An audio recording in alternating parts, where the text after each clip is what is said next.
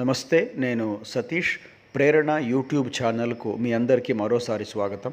Friends, ఈ వీడియోలో నేను ఒక చాలా ఆశ్చర్యకరమైన సంఘటనను మీతో పంచుకుంటున్నాను. మీ అందరికీ America ex president bill Clinton పేరు తెలిసి ఉంటుంది. ఆయన భార్య పేరు హిల్లరీ క్లింటన్. ఆమె 2014లో హార్డ్ చాయిసెస్ అనే ఒక పుస్తకం రాసింది. ఆ పుస్తకంలో ఆమె ఒక షాకింగ్ సంఘటనని వ్రాసింది. అదేమంటే, ఒకసారి ఒక రష్యా సైనికుడు సెలవు పెట్టి తన గ్రామానికి వస్తాడు. బస్సు దిగిన వెంటనే ఆ గ్రామం అంతా ఆయనకు చాలా గందరగోళంగా కనిపిస్తుంది. ఎందుకంటే అంతకు ముందు రోజే ఆ గ్రామం మీద రష్యా యొక్క శత్రువులు బాంబు దాడి చేసి ఉంటారు.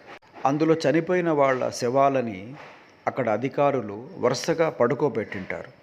ఈ సైనికుడు వాటిని చూసుకుంటూ వెళుతుంటే అతని దృష్టి ఒక శవం యొక్క కాళ్ళ మీద ఆగిపోతుంది. ఎందుకంటే ఆ కాళ్ళకు ఉన్న చెప్పులు నిన్ననే కొన్నట్టు చాలా కొత్తగా అనిపిస్తాయి.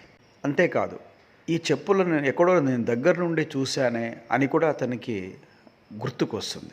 వెంటనే భుజానికి ఉన్న బ్యాగుతో పాటే తన ఇంటికి పరిగెత్తుతాడు. అతని ఇంట్లో ఎవ్వరూ లేరు. అతని ఇల్లు కొంచెము ఐసోలేటెడ్గా ఉంటుంది, అంటే కాస్త విసిరేసినట్టు దూరం ఉంటుంది. కాబట్టి చుట్టుపక్కల ఎవరు కూడా అతనికి అందుబాటులో లేరు ఏం జరిగిందో చెప్పడానికి. అతను సందేహం పెంచుకొని తిరిగి మరి శవాలు ఉన్న చోటికి వస్తాడు. వచ్చి తను ఏ కాళ్ళనైతే ప్రత్యేకంగా చూశాడో ఇంతకుముందు, ఆ శవం దగ్గరికి వెళ్ళి మొహం మీద కప్పిన గుడ్డని తీస్తే అది అతని భార్య శవం. చాలా ఆశ్చర్యంగా ఉంది కదా.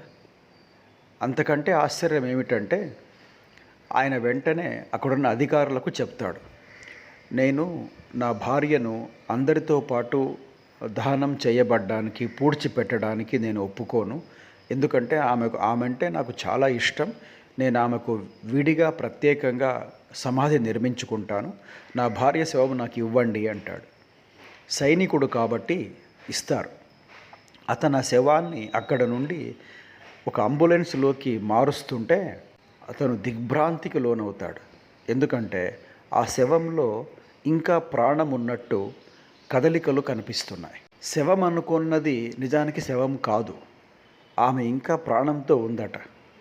వెంటనే అతను ఆ అంబులెన్స్ని తీసుకొని దగ్గరలో ఉన్న ఆసుపత్రికి వెళ్తాడు. ఆసుపత్రిలో వాళ్ళు చికిత్స అందించి ఆమెకు కొంచెం కొత్త ప్రాణం పోసినట్టు చేశారు. ఒక వారం తర్వాత ఆ సైనికుడు ఆమె శవాన్ని దగ్గరలో ఉన్న నగరానికి తీసుకెళ్తాడు. అక్కడ ఇంకా మెరుగైన వైద్యం ఇస్తారు. 6-7 నెలల తర్వాత ఆమె పూర్తిగా కోలుకొని ముందున్న ఆరోగ్యం తెచ్చుకుంటుంది. అతను సైనికుడు సంతోషంగా ఆమెను తీసుకొని తన ఇంటికి వస్తాడు, అంటే ఆ ముందు గ్రామానికి వస్తాడు. ఇంతకంటే ఆశ్చర్యం తెలుసా మిత్రులారా, ఒక ఏడాది తర్వాత ఆమె గర్భం ధరిస్తుంది. ఈ అన్నిటికంటే షాకింగ్ ఏమిటంటే, ఆమె గర్భం ధరించిన తర్వాత వాళ్లకు కలిగిన సంతానం ఎవరో తెలుసా? ఇప్పుడు రష్యా అధ్యక్షుడు వ్లాడిమిర్ పుటిన్. నమ్ముతామా మనం? చాలా షాకింగ్గా ఉంది కదా. నిజమే.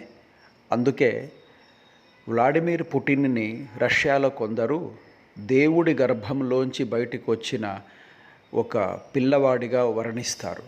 మనుషుల జీవితం ఎంత విచిత్రంగా ఉంటుందో, మనుషుల పుట్టుకలు మరణాలు మనకెందుకు అంత ఆశ్చర్యకరం కలిగిస్తుంటాయో, ఎందుకు మనం వాటిని దిగ్భ్రాంతికి లోనై వింటుంటామో ఈ సంఘటన చూస్తే తెలుస్తుంది కదా.